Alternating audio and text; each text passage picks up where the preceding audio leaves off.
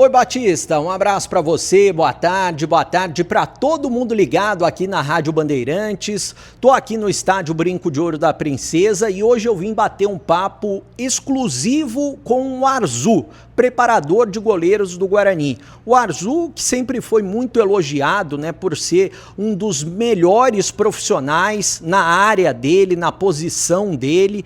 Para falar, é claro, um resumo, bater um papo sobre um resumo do que foram os goleiros do Guarani em 2025, que deixaram a desejar e do que ele espera, porque a partir de agora ele vai pegar um trabalho do início. Ele pegou um trabalho no meio, porque ele chegou à Série C, já tinha começado e a partir de agora ele está trabalhando na pré-temporada com os goleiros do Guarani. E é claro, também todo mundo quer saber a respeito do perfil do próximo goleiro que será o titular do Bugre. O Arzu, você é considerado por muitas pessoas aqui dentro do Guarani e fora do Guarani um dos melhores preparadores de goleiro do Brasil, né? E quando você chegou aqui, é claro, todo mundo elogiou bastante, continua elogiando, mesmo com os problemas que os goleiros tiveram. Eu até queria que você falasse dessa situação, né? Porque preparador de goleiro, ele não muda o goleiro 100%, né? O goleiro tem que ter uma base boa. E eu queria que você falasse dessa situação, né? Qual que é o tamanho da contribuição do preparador de goleiros para um goleiro que já está formado, um goleiro que você pega e tem mais de 30 anos de idade? Um abraço para você, prazer em tê-lo conosco aqui na Rádio Bandeirantes, na tela da Band também. Bom, o prazer é todo meu. Muito obrigado pela sua oportunidade, né? Um abraço a todos da Band, que a gente acompanha por muitos anos, né, ao longo desse tempo de futebol. E assim, é muito gratificante, primeiramente, vir para o Guarani. Quando eu recebi esse convite, para mim foi motivo de muito orgulho, né? É uma valorização profissional fantástica, né?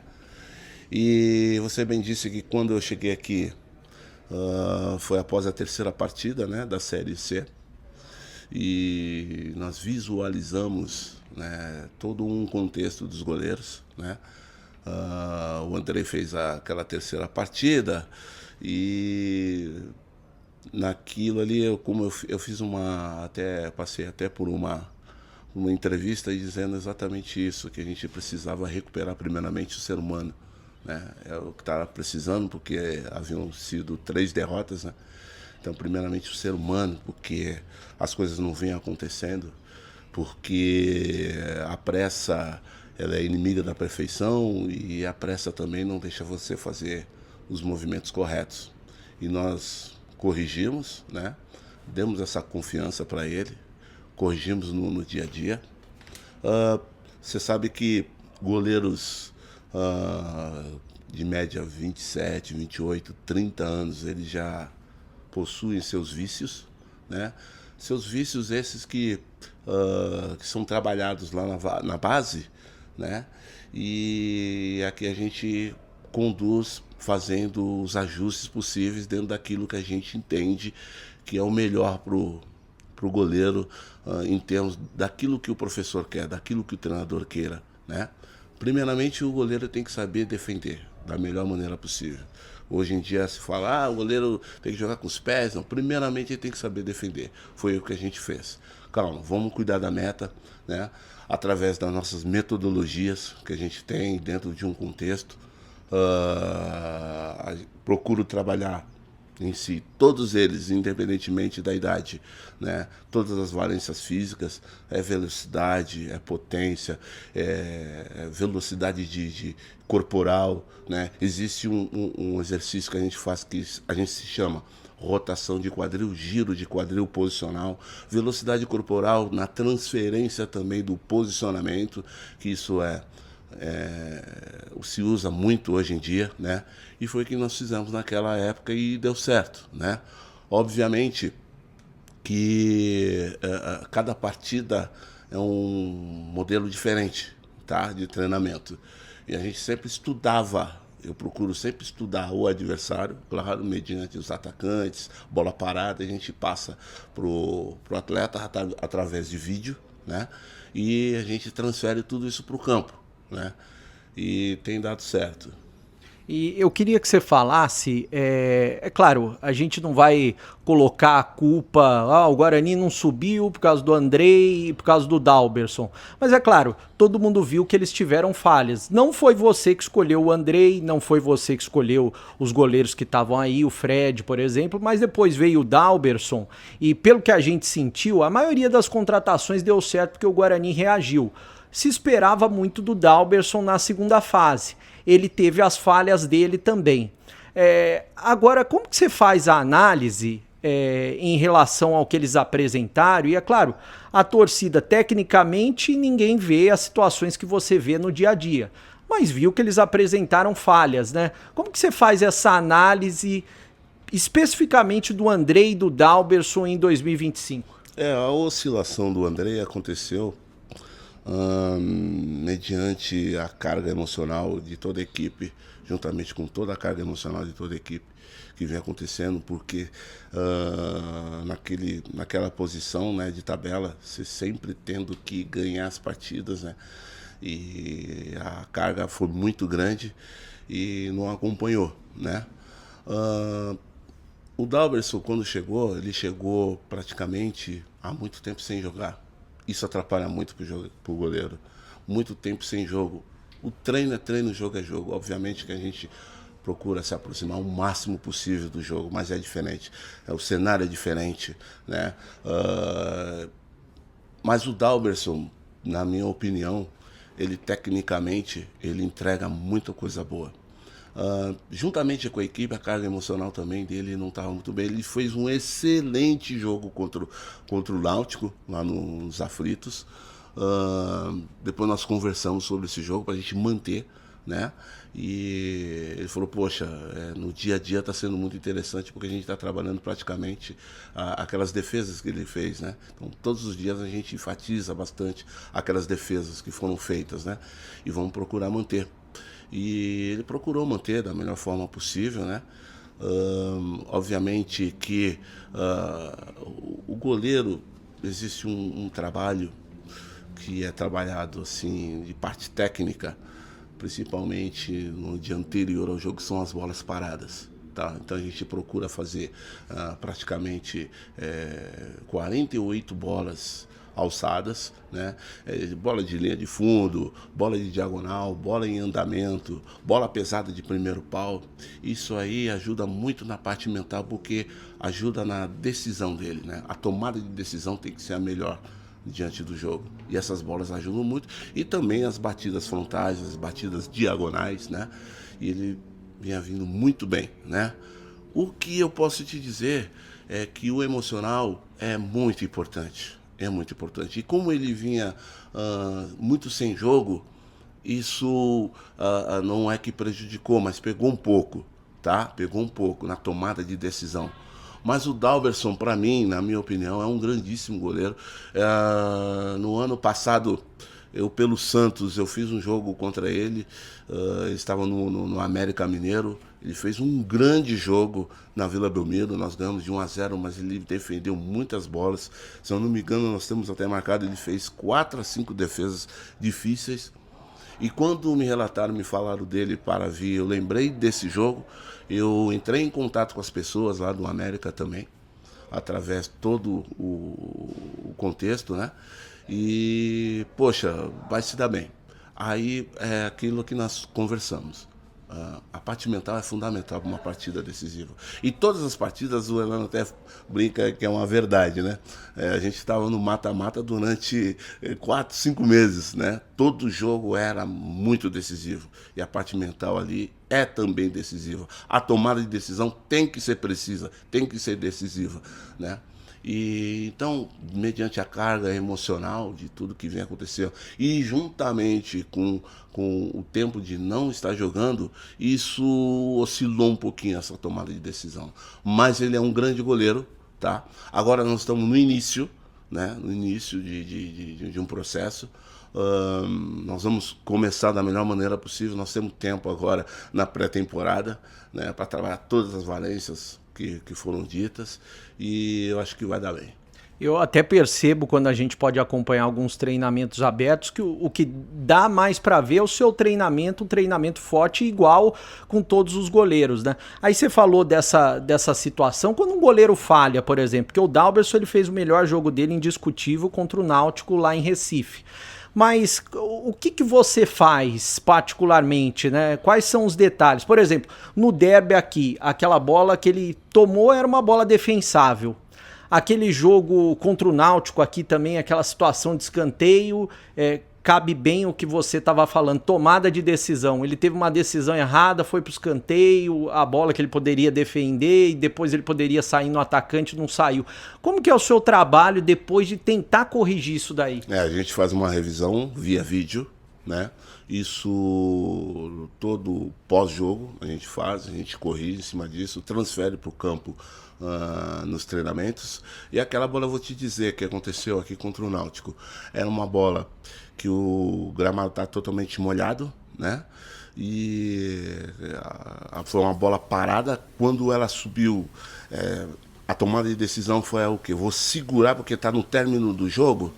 E para segurar o jogo aqui, vai terminar o jogo, beleza.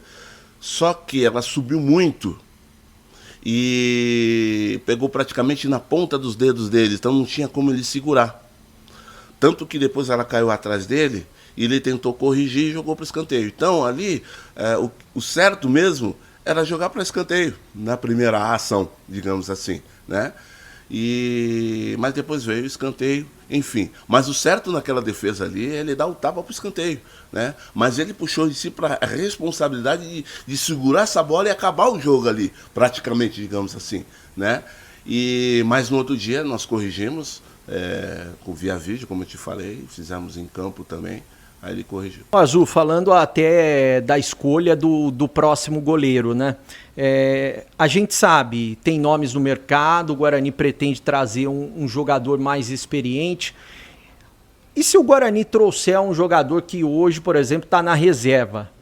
Você falou que o goleiro precisa estar jogando. Existe essa possibilidade, existe a possibilidade daí, como tem uma pré-temporada, de recuperar um grande goleiro que está na reserva, por exemplo, das opções que você está estudando, que vocês estão estudando, e como que vai ser essa escolha embasada em números, esse tipo de situação, para o Guarani não errar, que até o que a gente conversa, né? O Guarani não pode errar, tem que começar 2026, não só no gol, né? Em todas as posições. Exatamente, assim como todas as outras posições, assim como todos os clubes, quando se inicia uma temporada, você tem que ser assertivo o máximo possível, né? A sua tomada também tem que ser muito assertiva, né? O que acontece? Eu sou membro da comissão técnica, tá? Na parte de preparação de goleiros, a gente tem uma hierarquia, onde tem a diretoria, onde tem o presidente, onde tem o nosso treinador, onde a gente escuta algumas situações e a gente dá opinião em cima da parte técnica, tá? Então é isso que a gente sempre procura fazer. Eu sempre fiz isso. Quando eu estava no Santos, eu fazia isso. Aqui no Guarani, da mesma forma, tá? Obviamente que desta vez foi muito mais difícil por aquilo que você citou. Todos os campeonatos estão em andamento, então fica mais difícil, né? De você mexer no mercado com um goleiro que já esteja jogando num time para vir jogar no Guarani. Então essa procura lá foi muito assim difícil, né? Mas o plano é esse. O plano, caso aconteça, né? Se você conseguir pegar um goleiro, buscar um goleiro com essas valências, com essas já com rodagem, né? Caso isso aconteça, isso vai poder passar um pouco mais de tranquilidade, não só para a equipe, mas também para o torcedor, para a diretoria. Eu vejo que é possível dessa forma. Obviamente que o futebol hoje está muito dinâmico, tá? Eu penso que o goleiro hoje, quanto mais ágil, quanto mais veloz, quanto mais mentalmente ele for melhor vai ser para a equipe, melhor vai ser para o clube, né? Então é dentro desse conteúdo que a gente trabalha. E se você, dessas várias opções, né? Tô até jogando no ar porque a gente pode analisar com o pensamento de quem é especialista como você, né? Vocês trouxeram o Dalberson, que não estava jogando, mas trouxeram no meio do campeonato.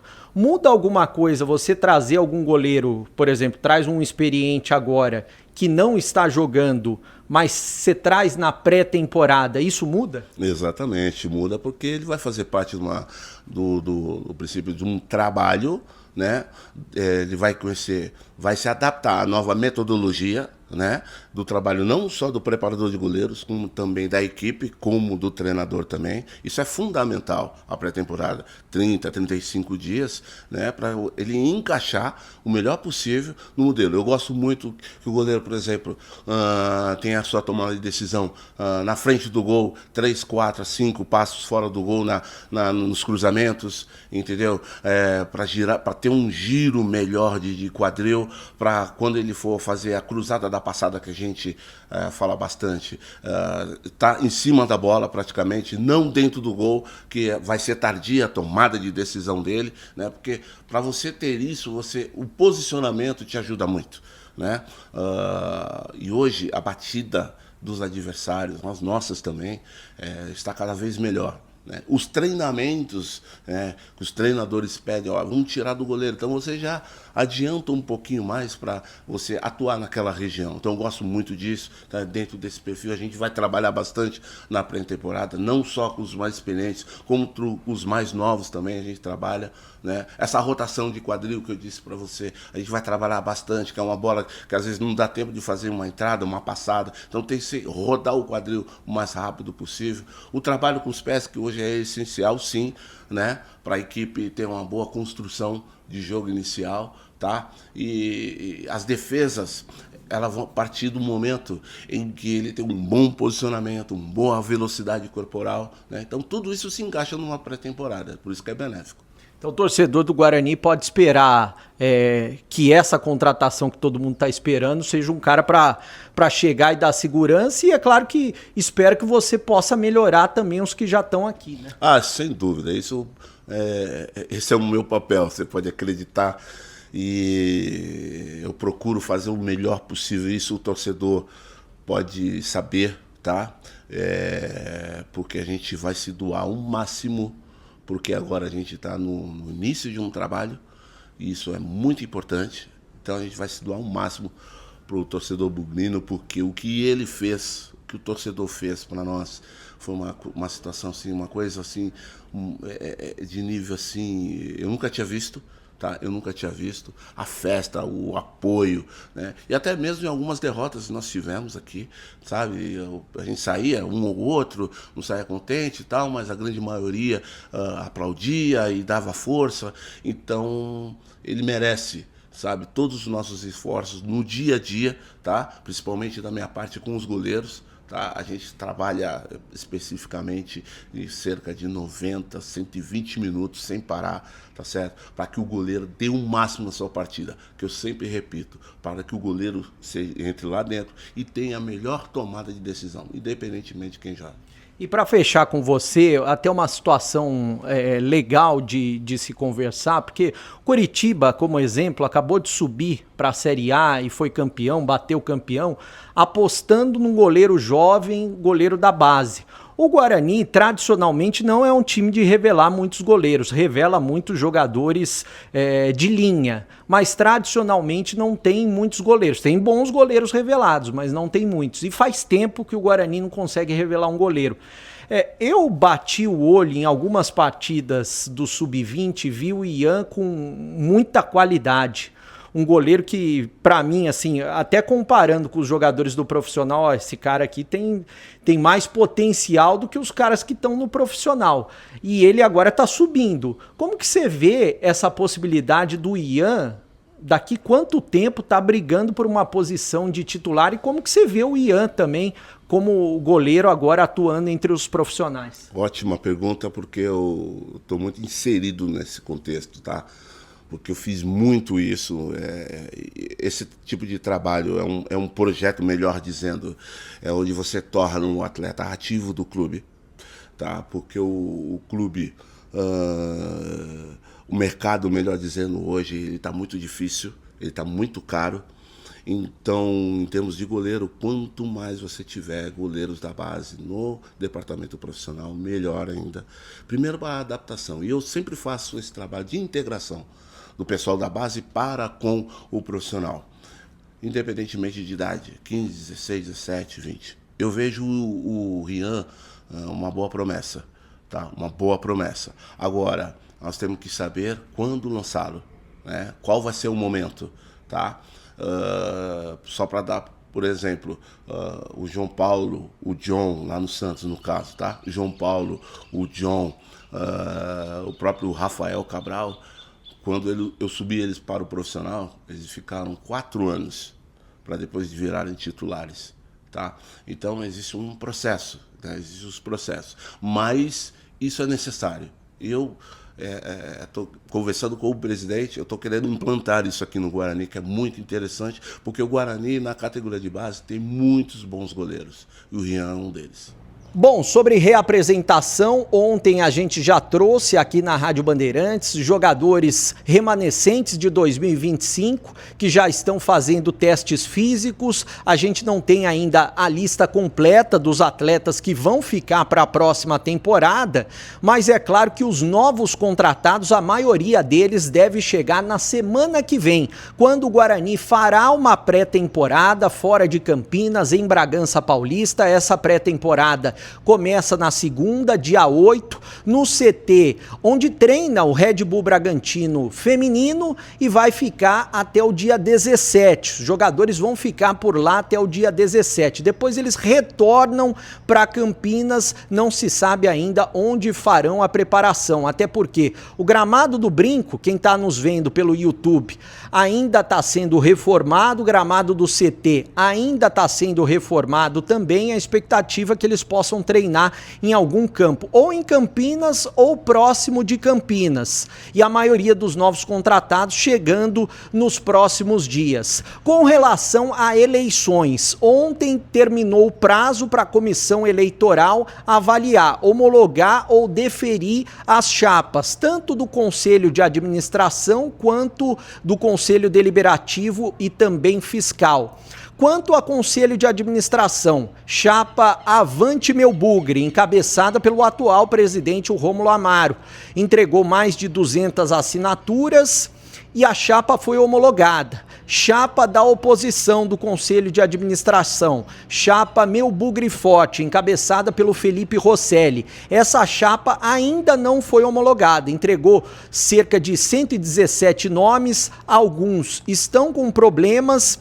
E a chapa da situação também pediu a impugnação do Felipe Rosselli junto à comissão eleitoral. Por quê? Porque ele teria faltado a cerca de 3 ou 4 reuniões na época que ele fazia parte do Conselho de Administração, se eu não me engano, do Ricardo Moisés. Ele teria faltado a 3 ou 4 reuniões consecutivas. Eu entrei em contato com o Felipe Rosselli e ele me disse que não procedem essas situações, que eles vão, é claro, entrar em contato com a comissão eleitoral, eles vão apresentar as justificativas e que eles vão concorrer às eleições marcadas para o dia 14. Esse prazo vai até sábado para a comissão eleitoral avaliar e no próprio sábado homologar ou indeferir a chapa da oposição, que é a chapa Meu Bugre Forte. Com relação ao Conselho Deliberativo, são 4 chapas.